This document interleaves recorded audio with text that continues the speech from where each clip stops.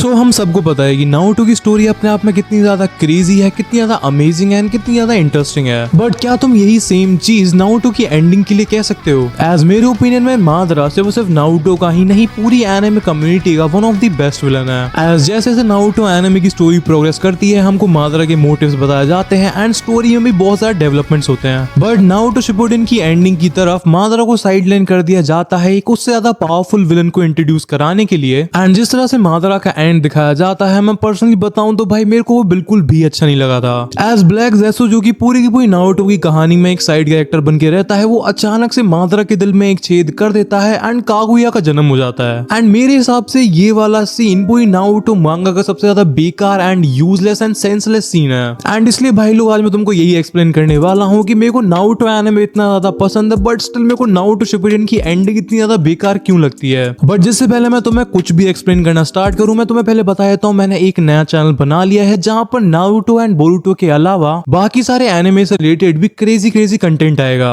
Channel का नाम है दीप सनबाई एंड अगर तुम्हें नारुतो एंड बोरुतो के अलावा और भी एनिमे से रिलेटेड कंटेंट देखना है तो फिर तुम उसे जाके सब्सक्राइब कर सकते हो, लिंक मैंने डिस्क्रिप्शन में डाल दिया है। तो भाई को सपोर्ट दिखाना मत भूलना। सो अब वीडियो को स्टार्ट करते हैं एंड सबसे पहले बात करते हैं उस कैरेक्टर की जिसकी वजह से पूरी नारुतो की एंडिंग बर्बाद हुई है। मैं बात कर रहा हूँ काले ज़ेत्सु की, आई मीन ब्लैक ज़ेत्सु की। सो जब हमें ज़ेत्सु से इंट्रोड्यूस कराया गया था, वो भी एक अकात्सुकी का मेंबर था, बट उसकी अकात्सुकी में कोई भी इतनी ज्यादा वैल्यू नहीं करता था। एज ज़ेत्सु का मेन काम था अकात्सुकी के मेंबर्स को इन्फॉर्मेशन प्रोवाइड करना। वो नारुतो, सास्के, ओरोचिमारो, इताची इन सबके ऊपर नजर रखता था एंड पेन और ओबितो को जाके उनके बारे में पूरी इन्फॉर्मेशन देता था। एंड उसको अकात्सुकी में स्पाई का रोल इसलिए दे रखा था क्योंकि वो उतना ज्यादा पावरफुल नहीं था, बट वो एक काम में काफी ज्यादा अच्छा था, वो है ट्रांसपोर्टेशन। देखो बाकी अकात्सुकी के मेंबर्स को एक जगह से दूसरी जगह जाने के लिए अपने पैरों का इस्तेमाल करना पड़ता है, या फिर कोई उड़ के जाता है, या फिर ओबितो अपनी कामुई का यूज करता है, जो कि सबसे ज्यादा फास्टेस्ट एंड एफिशिएंट तरीका है ट्रांसपोर्टेशन एंड इंटेल गैदरिंग का। बट एज ओबितो बहुत ज्यादा पावरफुल था एंड काइंड ऑफ अकात्सुकी का लीडर था एंड ऑल्सो उसे देदरा के साथ में घूमने में काफी ज्यादा मजा आता था, इसलिए वो स्पाई वाले काम तो नहीं करेगा। इसलिए अकात्सुकी के अंदर स्पाई वाला काम दे दिया जाता है ज़ेत्सु को, जो कि जमीन के अंदर घुस के कहीं से भी निकल सकता था एंड अपनी इजी एबिलिटी एंड स्किल का यूज करके ज़ेत्सु इताची को नहाते, I mean Zetsu Itachi and Sasuke की फाइट के ऊपर नजर रखता है एंड और भी काफी ज्यादा स्पाई वाले काम करता है अकात्सुकी के लिए। ये तो हमने स्टोरी एंड प्लॉट की बात कर ली, बट हमको ज़ेत्सु एज एन कमेंटेटर दिखाया जाता है काफी सारी फाइट्स में। फॉर एग्जांपल जब इताची वर्सेस सास्के की फाइट हो रही थी, उस टाइम पर ज़ेत्सु हम लोगों को अपनी भद्दी सी कमेंट्री देने लग रहा था। ओ गुरु, इताची ने मारा अमतरासु, बट सास्के के पास थे सारे के सारे जवाब, ठोको ताली ओए।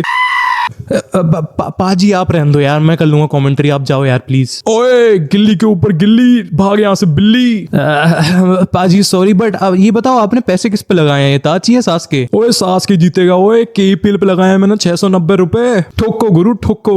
पाजी अगर सास्के नहीं जीता फिर क्या करोगे? ओए संडे हो या मंडे रोज खाओ अंडे, एंड अगर सास्के नहीं जीता तो उसके पड़ेंगे डंडे। आप जाओ प्लीज पाजी, चैनल डिलीट करा दोगे। और ठीक है बिल्ले, कोई बात नहीं, जब नारुतो वर्सेस सास्के की बैटल हो तब बुला लियो। हाँ जी पाजी, मतलब बुलाऊंगा, क्यों नहीं बुलाऊंगा, डेफिनेटली बुलाऊंगा। अच्छा भाई नारुतो पंजाबी में नहीं आया। ओ क्या बोला ओए।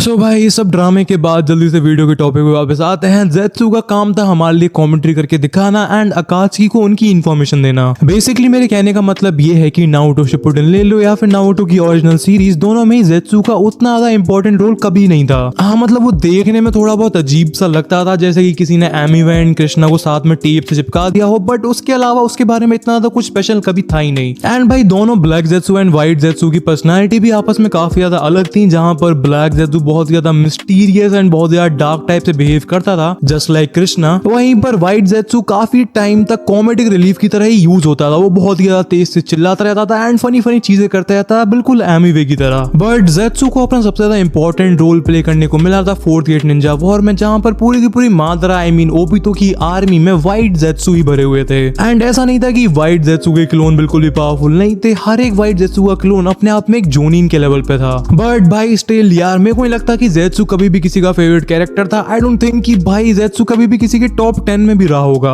एज कभी भी उसकी कोई भी बैक स्टोरी नहीं बताई गई एंड भाई वो बस था एक कैरेक्टर नारुतो में। एंड हम सबको पता है कि भाई नारुतो के विलन्स अपने आप में कितने ज्यादा फेमस है। इवन बहुत सारे लोग तो नारुतो के विलन्स को हीरो से भी ज्यादा पसंद करते हैं। मादरा, ओबितो, इताची, पेन, ये सारे के सारे कैरेक्टर्स अपने आप में बहुत ही ज्यादा इंटरेस्टिंग थे एंड इनकी स्टोरी भी बहुत ही ज्यादा डीप थी। इसलिए हमें इनमें से कोई भी विलन अगर अपनी स्क्रीन पे देखने को मिलता था तो हमको हमको बहुत ही ज्यादा मजा आता था। बट भाई ज़ेत्सु के केस में ऐसा नहीं है। ज़ेत्सु स्टार्टिंग से ही बहुत ही ज्यादा सपोर्टिव कैरेक्टर की तरह हमको दिखाया गया था एंड एंड तक हमको ऐसी कोई भी स्टोरी नहीं मिली थी जिसकी वजह से हम ज़ेत्सु से पर्सनली कनेक्ट हो पाए। इसलिए मैं तो यहाँ तक कहूंगा कि ज़ेत्सुबुई नारुतो एनिमे का सबसे ज्यादा वीकली रिटन विलन है। आई मीन स्टोरी में उसका कोई भी ऐसा बैड एस या फिर बहुत ही ज्यादा क्रेजी वाला मोमेंट भी नहीं है एंड ऑल्सो उसकी कोई भी इंटरेस्टिंग बैक स्टोरी भी नहीं है। बट मेरे को यहाँ पर गलत मत समझना कि मैं इस बारे में कंप्लेन कर रहा हूँ कि ज़ेत्सु को स्टोरी में होना ही चाहिए था। मैं बिल्कुल भी ऐसा नहीं कह रहा हूँ। स्टोरी में सपोर्टिंग कैरेक्टर्स भी होने चाहिए, तभी स्टोरी के इंटरेस्टिंग कैरेक्टर्स अपने आप में शाइन कर पाते हैं। बट मैं यहाँ पर ये सारी चीजें तो मैं क्यों बता रहा हूँ ये तो मैं वीडियो में आगे समझ में आ ही जाएगा। बट भाई प्रॉब्लम यहाँ पर ये थी कि शोनन जंप वाले चाहते थे नारुतो का सीक्वल बनाना जो कि है बोरुतो, ताकि वो अपने पैसे छाप पाए एंड इसके लिए वो फोर्स करते हैं नारुतो के क्रिएटर किशिमोटो सेंसे को नारुतो एनिमे के best and most love villain Madara Uchiha को मार के एक ऐसे विलन को इंट्रोड्यूस करने के लिए जो कि मेरी ओपिनियन में अगेन नारुतो एनिमे की one of the worst villain है। मैं बात कर रहा हूँ एलियन कागुया ओत्सुजुकी की। पहली चीज जो कि कागुया को बहुत ही ज्यादा बुरा विलन बनाती है वो यह है कि वो बहुत ही ज्यादा ठरकी थी। एज कागुया जैसे पता नहीं अपनी कोई दूसरी गैलेक्सी से अर्थ के ऊपर लैंड करती है, उसको एक आदमी दिखाई देता है लॉर्ड टेंजी जो कि काफी ज्यादा अमीर था एंड दिखने में भी काफी ज्यादा अच्छा था आई गेस। तो इसलिए भाई कागुया क्या डिसाइड करती है उसके साथ बूम बूम बैम बैम करने का। एंड कागुया के ठरकी होने के सबूत हमको बाद में भी एनिमे में दिखाए जाते हैं जब नारुतो अपना पता नहीं कोई अलग ही क्रेजी सा jutsu यूज कर देता है एंड भाई कागुया इतनी ठरकी थी कि वो नारुतो के इस गंदे से jutsu से हार गई। भाई व्हाट द हेल। भाई मैं तुम्हें बता रहा हूँ कि भाई कागुया को हराने के लिए उसे कोई सील फिल करने की जरूरत नहीं थी, बस ककाशी सेंसे से कह रहे थे अपना मास्क हटाने के लिए एंड वहीं पे भाई कागुया फ्लैट थी वहां पर। सो भाई मजाक को साइड में रखते हैं एंड टॉपिक के ऊपर वापस आते हैं। मैं ये कह रहा हूँ कि अगर तुम मादरा को कंपेयर करने जाओगे एज अ विलन कागुया से तो तुम मादरा की डिसरिस्पेक्ट नहीं, तुम अपनी खुद की बेइज्जती करवा रहे हो। किशिमोटो सेंसे का कोई भी प्लान नहीं था कागुया को इंट्रोड्यूस कराने का एंड मादरा को इस तरह से मारने का। But I guess white man I mean पैसों की सबको जरूरत होती है एंड इसलिए किशिमोटो सेंसे बहुत ही ज्यादा रश कर देते हैं नारुतो एंड सासुके वर्सेस मादरा की फाइट को एंड बहुत ही ज्यादा जल्दी में कागुया को इंट्रोड्यूस करा देते हैं। जिस टाइम पर कागुया को इंट्रोड्यूस कराया गया था उस टाइम पर नारुतो की स्टोरी लिटरली अपने पीक टाइम पे चल रही थी। नारुतो एंड सासुके को अपनी नई नई पावर्स मिली थी एंड मादरा भी अपना अलग ही बीस्ट बन गया था रिने शारिंगान को अवेक करके। एंड इस टाइम पर किसी भी नए विलन को इंट्रोड्यूस कराने की बिल्कुल भी जरूरत नहीं थी। एज अगर तुम्हें किसी भी नए विलन को बहुत ही ज्यादा पावरफुल एंड बहुत ज्यादा डेंजरस विलन को इंट्रोड्यूस कराना होता है तो तुम्हें उस विलन के बारे में पहले से ही थोड़ी बहुत चीजें बतानी पड़ती हैं, उसकी पहले से ही हाइप बनानी पड़ती है। अगर एग्जांपल से बताऊं तो हमको इताची के बारे में बहुत पहले से ही बहुत सारी चीजें पता थी एंड उसकी इमोशनल साइड के बारे में भी पता था एंड इसलिए जब इताची वर्सेस सासुके की फाइनल बैटल होती है एंड इताची मरता है तो हमको बहुत ही ज्यादा दुख होता है एंड वो चीज बहुत ही ज्यादा इमोशनली हैवी थी।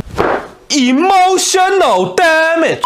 एंड यही सेम चीज होती है ओबीतो, मादरा एंड पेन जैसे बड़े विलन्स के साथ। हमें उनके बारे में बहुत पहले से पता था एंड उनके बहुत सारे मोमेंट्स के बारे में पता था जिससे पहले कि उनकी मोस्ट एपिक एंड सबसे बड़ी फाइट होती है एनिमे में। एंड यही सेम चीज मिसिंग थी कागुया के केस में। एज जैसे ही हमको कागुया को इंट्रोड्यूस कराया जाता है हमको बता दिया जाता है कि यही नारुतो एनिमे की सबसे ज्यादा बड़ी विलन है, सबसे ज्यादा ताकतवर विलन है एंड जैसे ही नारुतो एंड सासुके इसको हरा देंगे सारी की सारी दुनिया में शांति आ जाएगी। फॉर एग्जाम्पल ओबीतो वर्सेस ककाशी की फाइट से पहले हमको ये सब नहीं पता होता कि ओबीतो रिन से कितना ज्यादा प्यार करता था एंड ओबीतो एंड ककाशी कितने अच्छे दोस्त हुआ करते थे। तो भाई उस वाली फाइट का कुछ भी इम्पैक्ट नहीं रहता एंड वो वाली फाइट जितनी एपिक थी वो नहीं हो पाती फिर। बट चलो कागुया वाली चीज को एक बार को साइड कर देते हैं, वो कैसी भी विलन हो भाई वो दिखने में काफी अच्छी। आई मीन चलो कागुया वाली चीज को साइड कर देते हैं एंड अब आते हैं कागुया के बेटे चेले या जो भी है जो उसके नीचे रहता है। बात करते हैं ब्लैक ज़ेत्सु की। सो मैंने इससे पहले तुम्हें पूरी वीडियो में समझाया है कि कैसे ब्लैक ज़ेत्सु एक सपोर्टिंग कैरेक्टर था एंड कभी भी स्टोरी में उतना इंपॉर्टेंट फील नहीं होता है एंड ऑल्सो वो उतना पावरफुल भी नहीं था। बट कागुया को इंट्रोड्यूस कराने के लिए किशिमोटो सेंसे यूज करते हैं ब्लैक ज़ेत्सु का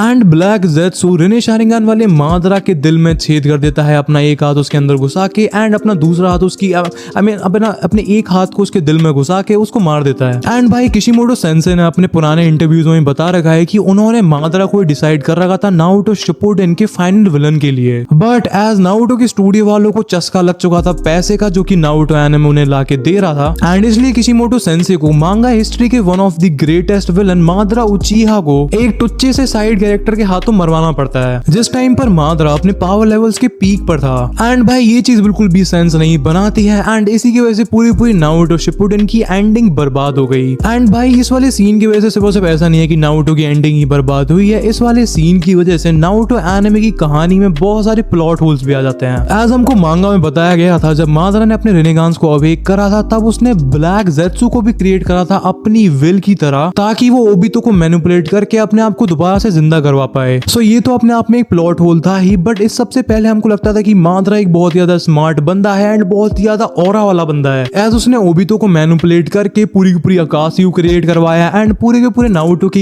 इवेंट्स उसी की वजह से हो रहे थे अपेरेंटली। एंड एक इसी सीन की वजह से मादरा के पूरे ऑरा का लौरा हो जाता है, एज इस सब की वजह से हमको समझ में आता है कि मादरा को स्टार्टिंग से ब्लैक ज़ेत्सु मैनिपुलेट कर रहा था। भाई ये कौन सी मैनिपुलेशन की साइकिल चल रही है? ब्लैक ज़ेत्सु मादरा को मैनिपुलेट करता है, मादरा ओबितो को मैनिपुलेट करता है, ओबितो पेन को मैनिपुलेट करता है, पेन कोनान को मैनिपुलेट वेल एक अकेले इसी सीन की वजह से मादरा का पूरा कैरेक्टर आर्क खराब हो जाता है, एज हमारे लिए मादरा एक ऐसा कैरेक्टर था जो कि लोगों के लिए एक ऐसी दुनिया बनाना चाहता था जहां पर किसी भी तरह का कोई दुख या फिर दर्द ना हो। एज पास में उसके साथ बहुत सारी पर्सनल ट्रेजेडीज भी हो रखी थी एंड उसने बहुत सारी वॉर्स को भी फर्स्ट हैंड देख रखा था। एंड इसी एंडिंग की वजह से ब्लैक ज़ेत्सु एक ऐसा कैरेक्टर बन जाता है जिसकी वजह से नारुतो एनिमे के सारे इवेंट टेक प्लेस करते हैं। बेसिकली अगर तुमको सिंपल वर्ड्स में समझाऊं तो बिना किसी बैक स्टोरी, ना कोई ज्यादा अच्छे मोमेंट्स, एक साइड कैरेक्टर होने के बाद भी ब्लैक ज़ेत्सु नारुतो एनिमे का आइजन बन जाता है। देखो भाई, ना तो नारुतो के फैंस ऐसा होते हुए देखना चाहते थे, ना ही नारुतो के क्रिएटर किशिमोटो सेंसे ऐसा चाहते थे, बट इस पूरी नारुतो की गंदी एंडिंग का रीजन है विटामिन एम का लालच। स्टूडियो वालों को नहीं चाहिए था कि नारुतो की कहानी उसके होकागे बनने के बाद खत्म हो जाए, उनको चाहिए था कि नारुतो का बेटा भी हो, बोरुतो ओजुमाकी, जिसको यूज करके वो अपने विटामिन की कमी को पूरा कर पाए। सो तुम लोगों ने बोरुतो एनिमे देख रखा या नहीं देख रखा, ये तुम लोग मेरे को कमेंट्स में बताना, एंड ये बताना भी मत भूलना कि तुमको नारुतो की एंडिंग कैसी लगती है। एंड हाँ, मैं तुम लोगों को एक बार और याद दिला दूं कि तुम्हें अगर नारुतो एंड बोरुतो के अलावा और भी एनिमे से रिलेटेड कंटेंट देखना है तो फिर तुम्हें दूसरे चैनल को सब्सक्राइब करना मत भूलना यार, डिस्क्रिप्शन में लिंक दे रखी है मैंने। मैं मिलूंगा तुमसे ऐसे ही नेक्स्ट क्रेजी नारुतो से रिलेटेड वीडियो में इस वाले चैनल पे। सो तब तक के लिए बाय, सायोनारा।